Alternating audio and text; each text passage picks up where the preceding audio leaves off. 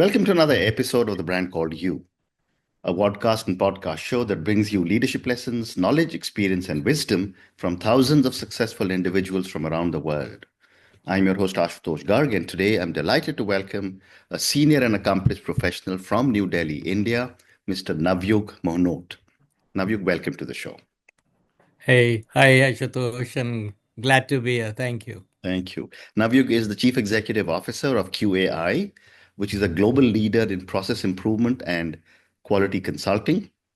He's also a Stanford-trained life design educator, certified coach, and facilitator. So, Navyug, before we get into QAI and coaching, tell me a little bit about your own journey in brief.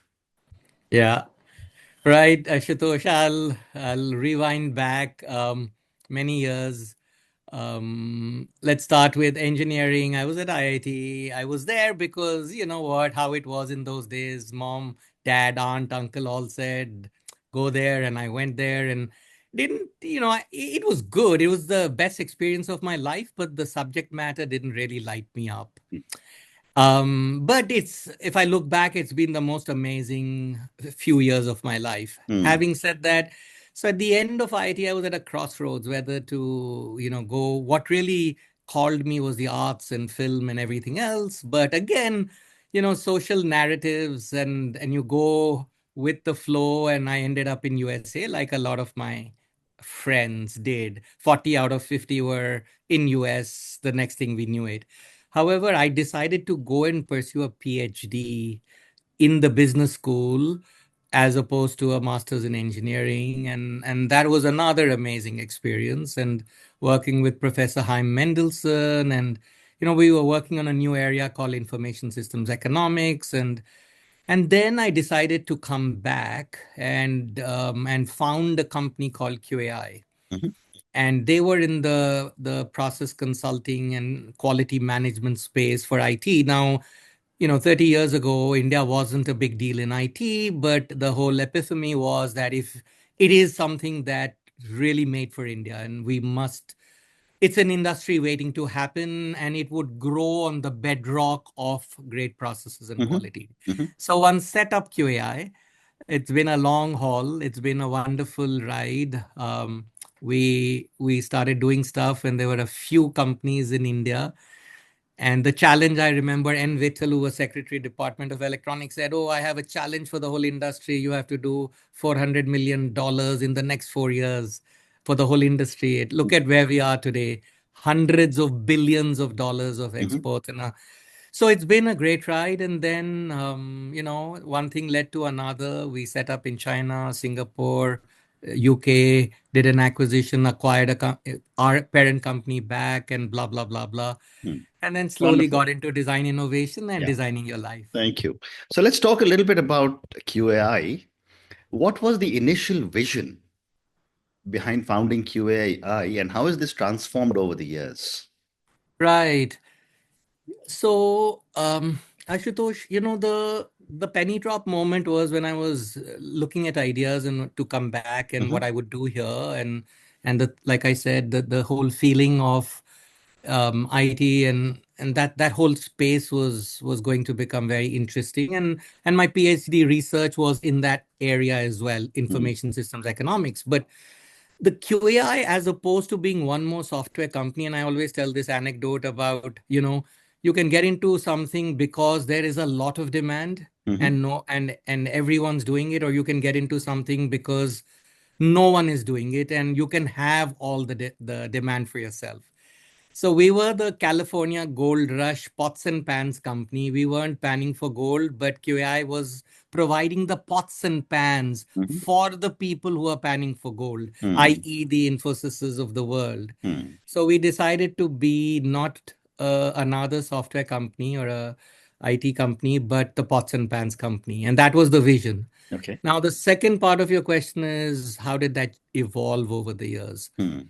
The first phase of QAI was clearly about, in my view, we were focused on building the presence and brand India with the influencers in the IT space worldwide, Mhm. and and creating that ecosystem and the awareness for process and why it's important. So it was evangelism. That was the first 5 years of Hmm. QAI.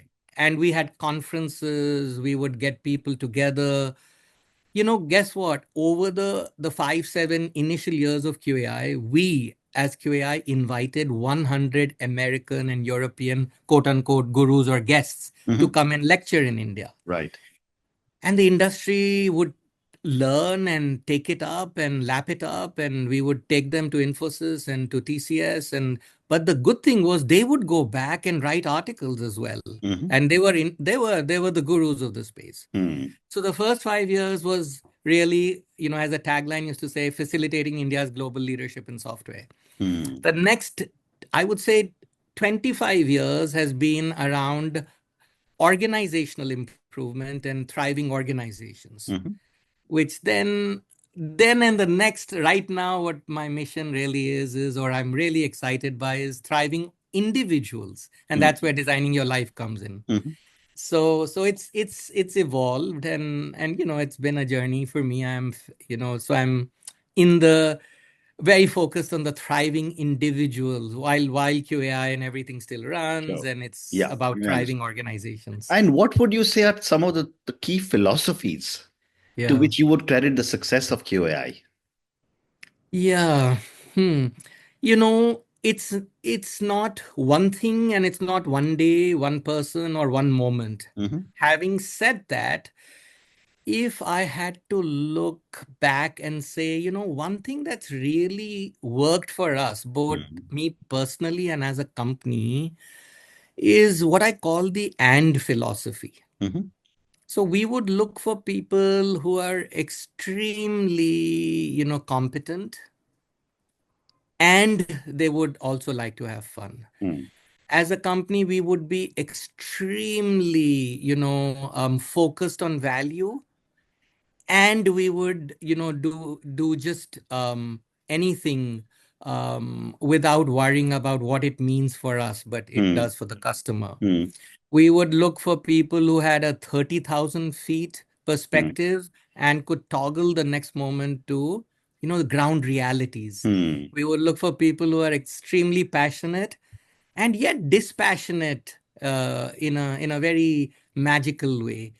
So I think, what I say is intensity and fun, both as an organizational credo and the people inside it. So Hmm. straddling the and knowing that we are doing something that might make a difference, and it's worthwhile, and yet saying that, who are we don't Hmm. matter, Hmm. straddling that dichotomy.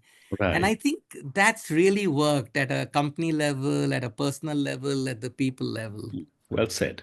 So let's now move and talk about your current passion, which is life design, coaching, and facilitation. Um, you speak of designing your life. From one perspective, it seems almost Orwellian because, someone of your seniority is designing someone else's life. But Yeah. tell me a little bit about what this means and what do Yeah. you do to support someone else? Yeah. Yeah. Yeah. Yeah. Sure. And no, I'm not designing anyone's life. Hmm. All we are doing, and I'll explain what we are doing, but we're providing the tools, methods, and if I may, to some extent, inspiration for Sure. using it.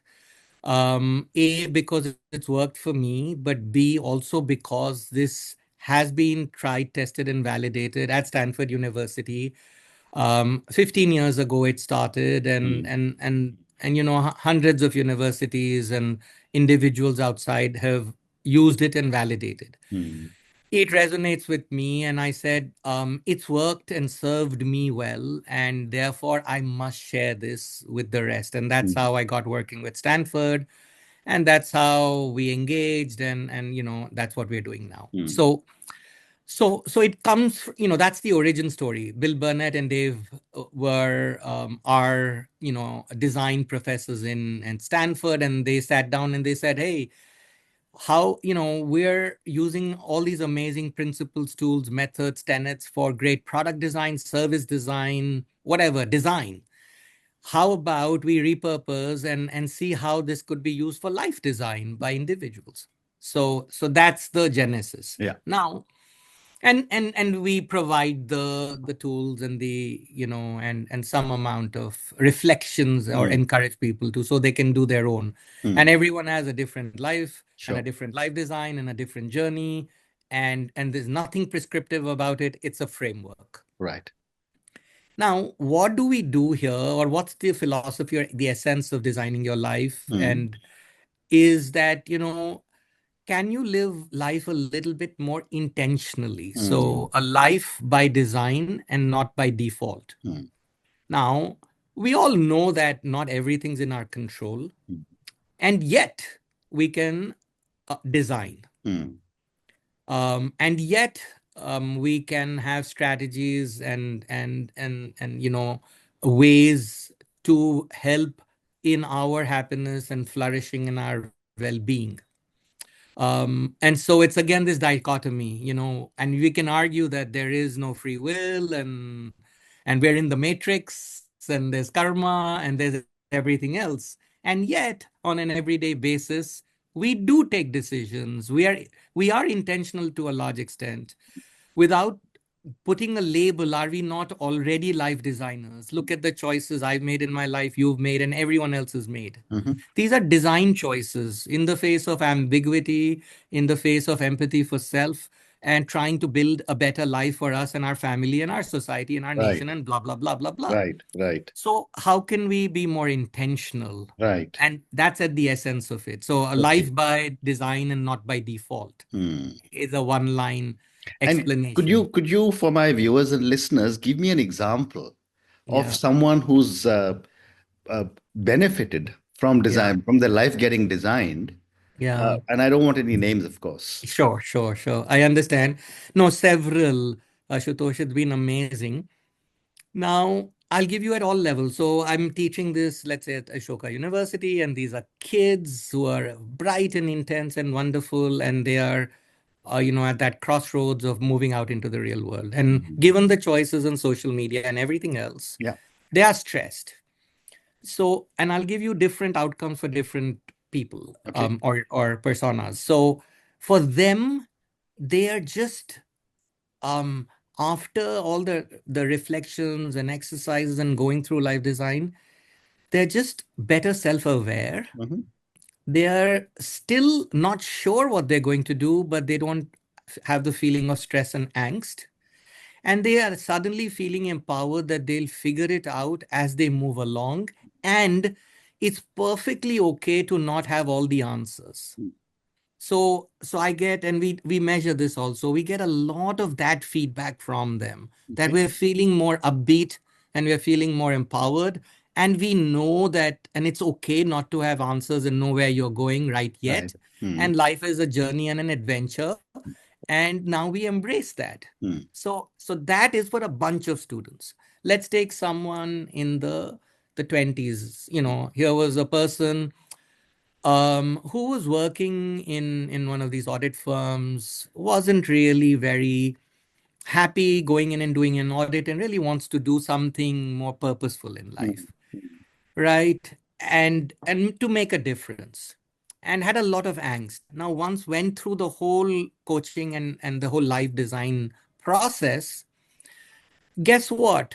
He decided to stay on with the same job, and said, hey, you know what, it pays my bills, and we ran lots of prototypes. So now he's doing his social and his other impact work Hmm. on the side, and we've designed for that. Hmm. And he realizes how much the job actually gives him, and rather than feeling the angst every day, and now he has these prototypes running on impact work and social work. And so he's straddling both sides now, and with a lot of acceptance, and without that feeling of angst. Hmm. Amazing. We've had someone who's, 60 years, IIT, Stanford, PhD, global consulting, and they're now in the second, the last, or the encore phase of their life. Hmm. And they said, hey man, I ticked all the boxes and became head of consulting. I won't name the firm, but major Absolutely. firm, Yeah. major Hmm. Yeah. everything. Yeah. But not feeling fulfilled. For mm, people in even in the 40s and later, a sense of meaning and purpose seems to be missing. mm, They've ticked all the boxes, but they're still feeling not so fulfilled. mm, So designing your life for them helps them to, explore what meaning and purpose means to them. And then again, as always, we take prototyping action, small mm, steps. mm. And those small steps then lead to learnings and to larger steps. So Very he's interesting. on that path. So Mm. yeah, different ages, different use cases. Fascinating. And given all the work that you're doing with so many young people, what are some of the biggest barriers you have seen people facing when trying to design their lives? Yeah, this is such an simple question, simple answer, but so much in there, Correct. Ashutosh. And in my belief, in my experience, and with designing your life and otherwise and Mm, before, I think what really the challenge, if you call it that, is limiting beliefs. mm, correct. we we have a lot of limiting beliefs. Mm, I do at my age, I still do, and everyone, younger, older, we all have. The mm, question is about batting averages, really. How many do we have? How limiting is it? How dysfunctional is it? mm. And how much are we willing to work on them, to even excavate them, to know them, to confront them, and then to reframe them. Right. So reframing is the designer's superpower. Mm, And reframing limiting beliefs is a superpower that we really talk about in this journey of designing your life. mm. And whether it was a 20-year-old joining or a friend at 40, or we all have limiting beliefs which Correct. limit us. Correct. Correct. And you've had an amazing journey and success, so you would know, you've seen around you how people, they have so much potential, but Mm. they've grown up with noises, voices, social media, books, aunt, uncle, mother, father, childhood experiences, and we develop so many limiting beliefs. Absolutely. Great response. Yeah. As a coach, I've often heard the terms coach and coachee. But Uh-huh. now I'm learning two new terms from you, designer and designee. That's interesting. I love And that. I and love therefore that. my next question is what Mm. role does self-awareness play Yeah. in the life of a designee Yeah. and how do you support them? Yes. The starting point is self-awareness. And this is, let's say, I'll give you it's borrowing from design thinking, and designing your life draws from the whole body of knowledge and the area called design thinking. Mm, And design thinking is the codification of how designers think. mm, And the first step in the design thinking process, the way we do it at the industrial level or the commercial level, is empathy. mm, Now, we always have talked about empathy for customers, empathy for stakeholders, empathy, and we design organizations, products, services with empathy, and that's the buzzword, right? mm, But it also goes back thousands of years, but it's empathy. mm, Now, in designing your life, we start with not empathy for customer or stakeholder, but the whole journey, and the parallel is empathy for self. correct. Now, which basically is the act of self-awareness. So there's a series of reflections and exercises, and the whole journey starts with empathy for self, i.e., self-awareness. Mm, And from that, the journey starts. Otherwise, once again, we'll just be, you know, we think we're going with the flow, but actually we're being swept by the flow. So, and unless there's self-awareness, what are you designing for, and how do we even know if that design will be leading to delta x units of more fulfillment or happiness? right. So it all starts with empathy for self and Very, self-awareness, and like you asked, the most critical first step. very well said. Thank you. My next question is that, and I'm older than you, but I've once seen a lot of professionals struggling Mhm. with this whole concept of work-life balance. Though a lot of people say there is nothing, they don't believe in the concept of work-life balance. And certainly young people, millennials and Gen Yeah. Z have understood this much better than my generation. Yeah. How does life design help in achieving a Yeah. fulfilling work-life integration? Lovely. We do, this does come up a lot, and we do talk about it and have conversations. And so here's my personal view. Hmm.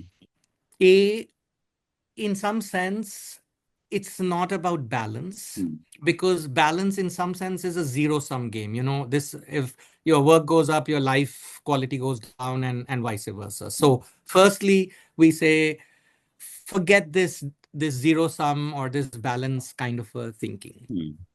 Secondly, you know it's a reframe again. And the reframe is, instead of optimizing for work and or for life, let's reframe it into work, love, play, and health. Hmm. We want to balance these four quadrants, and you can add a fifth or a sixth. Hmm. But work is part of life. Work is integral to life. Work sits inside of life. So having a work-life balance doesn't make sense. Let's reframe it to these four quadrants and now look at balance. The third thing I would like to say here is, you know, we talk a lot about having great career, Hmm. but in designing your life, we say inside of a great life. Hmm. If we are not having a happy life, we're not going to have a happy and a flourishing career. Right. So to say that I will, once I do well, then I will be happy, Hmm. is a little dangerous. It could work for people, Yeah. but research has shown that it doesn't work that way. It's not like once I'm happy at work and I've been successful there, then I will be happy. Actually, I'd like to say, what if we flipped it? Once I'm happy, then I will be successful at work Correct. also.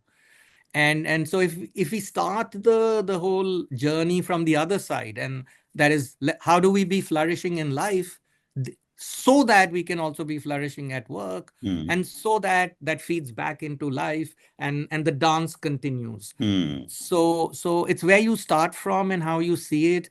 And I don't see it as a zero sum game. Actually, work is so important and so fulfilling and defines our identity and life. Hmm. But life is so much of joy and has so much to offer, that it brings our full self. And if we can bring that amazing self to work, that's amazing. So to me, it's a dance. It's a reframe of these four quadrants. Fascinating. So, time for two more questions. Um, what are some practical steps that our viewers and listeners can take to start designing a life of intention rather than default? Yeah. Yeah, it's a journey, folks. I would strongly urge you, just to get started, read the book by Bill Burnett and Dave Evans. If that kind of works for you, or you think, hey, that's fun, you can always come to the workshops, you can get coaching. All that is, there's enough resources on the web around even designing your life. Go read, see the videos, see everything. Having said that, and I think it's a great first step, as a first step. But if you're not doing that, although I think that it's a low cost, low friction thing to do, please do Hmm. it. Hmm. I would just ask yourself, um, what puts you in states of flow? Hmm. What are your values? What lights you up and energizes you? And is that happening in your life or not? It's just that first step to do that reflection, and see where you're at, because, and to know, as a mindset thing, that we have these multiple lives within us, and we must trigger Hmm. some of these if we are not already have done it. So the first step is really a step of reflection. What are the social narratives and stories we've grown up with? Is it serving us? Is it limiting us? What is our vision of our future? And I don't want to use the word, and I want to, this is a great point, I think, because no planning of your career, planning of your life, shifting from planning to possibility is the Hmm. first step. So Hmm. as the vocabulary changes, the brain also hacks it in a different way. Hmm. We use the word planning a lot in designing your life, and as designers are always bothered about possibility and not so much planning. Mm, While our management education and all other education is very focused on optimization and planning, designers are always focused on correct. possibilities and Mm, potential. correct. So ask yourself, what is the possibilities here? And Right. suddenly, slowly things will start to trigger. Very well said. So, Navyug, we've spoken about QI, we've spoken about life design. My last question is for you personally. You're passionate about art, film, and architecture. Clearly, you have factored in all these into your own life design. But how do you create pursuits um, that help you to manage your work, your coaching, and life design? Yeah, it's a continuum, Ashutosh. Mm, It's work, it's coaching, it's running QAI and QGlue, it's running a film club, it's engaging in my own art and photography, the works. I just feel that personally, I feel there's always enough time. correct. And for anyone out there, if you have some of these passions and interests, my only message is there is time. Mm, You always have the time. It's just how you're going to approach it. So I somehow never have felt lack of time, correct. and so one is able to do that now.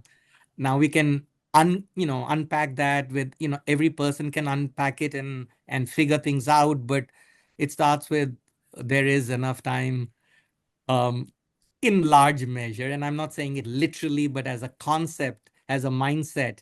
If we are a little constrained or boundary less rather than being constrained, we figure things out as Mm, humans. So I've it's having fun, and yet so many things to do, and absolutely. and one will do it in the years to come, I guess. Absolutely. And I'm in complete agreement with you. Yeah. Whenever someone tells me, do you have time? I said, yes. Yes. So, but Yes. on that note, Navyug, I just want to say thank you so much for speaking to me about your own amazing journey. Um, there's a lot of IIT people who went overseas are wanting to come back. I think you took that step a long time back ago. Thank you for speaking to me about QAI and the work you're doing. We had a fascinating conversation of life design, and I think my viewers and listeners would certainly want to go and understand much more about life design. Well, now that you have piqued their interest and got them to start thinking about how they can design their own lives. Thank you again for speaking to me, and good luck to you. Thank you, Ashutosh. Thank you for having me, and look at what you're doing. So I think bigger inspiration is you.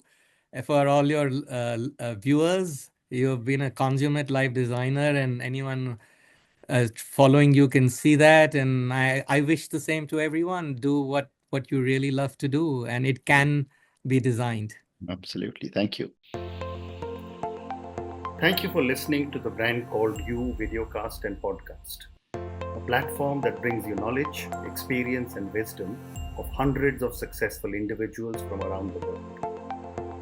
Do visit our website www.tbcy.in to watch and listen to the stories of many more individuals. You can also follow us on YouTube, Facebook, Instagram, and Twitter. Just search for the brand called You.